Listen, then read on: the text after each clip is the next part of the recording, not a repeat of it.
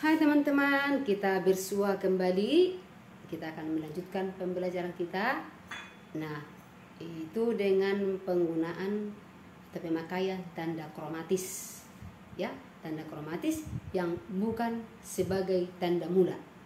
Kenapa saya katakan bukan sebagai tanda mula? Karena ada dua tanda kromatis yang digunakan untuk tanda mula. Seperti yang sudah kita pelajari pada materi sebelumnya, tanda mula crash ataupun mol, artinya sebagai tanda mula untuk menentukan nada dasar, 1 crash, 2 crash, 1 mol, 2 mol, dan selanjutnya. Nah, kali ini tanda kromatis itu ketika digunakan pada saat pada not tertentu, ya. Nah, ada 3 tanda kromatis, yaitu seperti yang tertulis di sini. Ada tanda kromatis crash, ya, yang artinya menaikkan atau meninggikan suara setengah, itu setengah laras, ya. Contohnya C menjadi cis.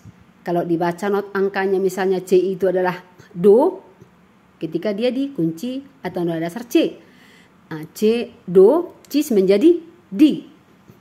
Kemudian F, kemudian dinaikkan setengah laras menjadi fis, atau dibaca fa menjadi fi. Nah, kemudian yang kedua adalah tanda mol. Tanda mol yang gambarnya seperti ini lambangnya.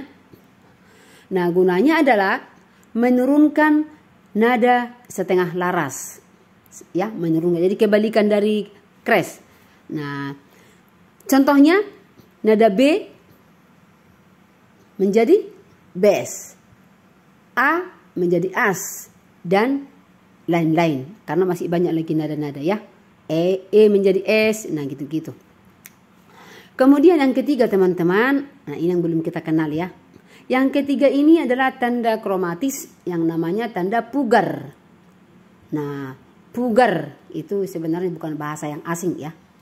Mengembalikan, dipugar kembali, direhab. Tanda pugar itu bentuknya seperti itu, LG. Mana ya? LG, ya. Contohnya, pugar itu adalah mengembalikan nada ke nada semula, menetralkan. Contoh, cis yang sudah dikreskan, ya, dikromatiskan dengan crash, kembali menjadi C. Kemudian di situ contohnya, nah, B tadi yang sudah turun, bes, ya, yang sudah dimolkan tadi, kita kembalikan lagi ke B. Nah, itu dia, ya. Bes menjadi B. Nah, kita lihatlah dia dalam penulisan nih. Ketika kita membaca dia ke dalam not balok. Di sini ada gambar nada, ya teman-teman.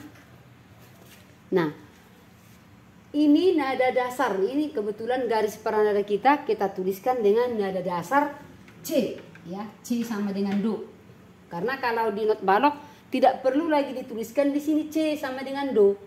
Kalau tidak ada tanda kromatis crash ataupun mol seperti ini, berarti sudah bisa dipastikan bahwa nada dasar lagu itu adalah C sama dengan do. Nah, seperti ini misalnya. Lalu ada diletakkan not di sini. Not ini sekarang letaknya di spasi pertama, ya. Letak not di spasi pertama di nada dasar C, tentu namanya F, ya kan teman-teman. Ingat dulu susunan tangga nada C mayor yang sudah kita pelajari sebelumnya. Yang menempati spasi pertama itu adalah nada F, yang dibaca adalah fa. Nah, ketika dikraskan, nah ini dia, ya, ada tanda crash diletakkan di dekat dengan nada berikutnya. Nah, sudah berubah namanya menjadi fis. Crash, ya. Ini sudah dikraskan, ya. Fis. F crash. Itu biasa anak-anak menuliskan F crash, kita baca fis. Beginilah peletakannya dalam not balok. Nah, fis itu sekarang dibaca di sini fi, ya kan? Fa, fi. Nah, kemudian di sini kita lihat ada fis lagi, ya, berderet, ya. diurutkan lagi ada nada di tempat yang sama, ya, di tempat nada F tadi, tapi namanya fis. Sementara tanda kromatis keras tidak ada di sini, bukan? Tidak ada. Kenapa? Nah, rupanya jika tanda kromatis itu sudah digunakan di depan, nah ini dia membawa ya. Jika ada not-not berikutnya di tempat yang sama, dengan kata lain, dengan not yang senama, kan turun ikan F ini semua. Nah, tanpa diletakkan pun di sini tanda kromatis crash, otomatis ini menyandang crash tersebut. Makanya namanya tetap dia fis. Nah, lalu bagaimana kalau kita mengubah dia? Nah, ini dia. Harus kita ubah dia di pugar, maka dia kembali menjadi F dan dibaca sekarang menjadi fa. Ya teman-teman. Nah, pada kolom berikut ini, nah ini beda. Nada dasar tetap sama. Pembahasan masih tetap dengan antara F dengan fis. Ya. Hanya peletakan tanda pugarnya itu. Coba kita perhatikan. Di sini ada 3 not. Ya. Berarti ibaratnya ini kalau kita buatkan tanda biramanya 3/4 lah ini. Kalau ini tadi 4/4 ya. Hanya tidak saya buatkan. Nah, ini sekarang 3 buah not dalam 3 ketuk not dalam satu ruas birama. Nah, di ruas birama pertama, perhatikan ini sama ya. Masih tetap dia F. Nah, ini juga masih ada yang serupa. Nah, ini sama. Ya. Nah, yang banyak ada persoalan sekarang. Setelah nada fis, kan di urutan berikutnya kan juga tetap berada di tempat not yang sama. Ya kan teman-teman, lihat ini kan? Lihat ini kan? Ini kan masih nada F. Ya kan? Masih di spasi pertama. Tapi tadi ini fis. Kenapa ini tidak lagi dinamakan fis? Nah, ini yang menjadi perbedaan dengan di atas tadi. Rupanya sekalipun misalnya ada lagi not yang sama dengan not yang di depan ini, kalau atau jika sudah dibatasi dengan garis birama seperti ini, ruas ini, garis vertikal ini, otomatis dia berubah tanpa dibubuhkan lagi tanda pugar seperti ini. Tanpa kita buat lagi di sini tanda pugar LG-nya, otomatis dia berubah menjadi F. Oke teman-teman? Nah, seperti itulah misalnya mau do, mau re, mau nada-nada yang lain ya, mau C, mau D yang dikeraskan ataupun dikembalikan atau dipugar, seperti inilah penggunaannya teman-teman. Nah, kemudian bagaimana? Nah, di sini kita lihat pada garis peranada ini bukan lagi C mayor ya, bukan lagi nada dasar C. Akan tetapi sudah 1 mol, ini sudah ada embel-embelnya. Sudah ada tanda mula 1 mol yang menyatakan bahwa susunan netral dari tangga nada yang 1 mol itu adalah ini dia susunannya. F, G, A, bes, C, D, E, F. Yang jika dibaca dengan not angkanya yang netral itu adalah do, re, mi, fa, sol, la, si, do. Ya. Jadi artinya bes di sini bukan B yang diturunkan. Ya. Di sini sekarang. Ini netral walaupun namanya bes. Kalau kita tukar nanti ini menjadi B, ini bukan lagi fa tapi sudah menjadi fi. Nah, seperti di atas ini.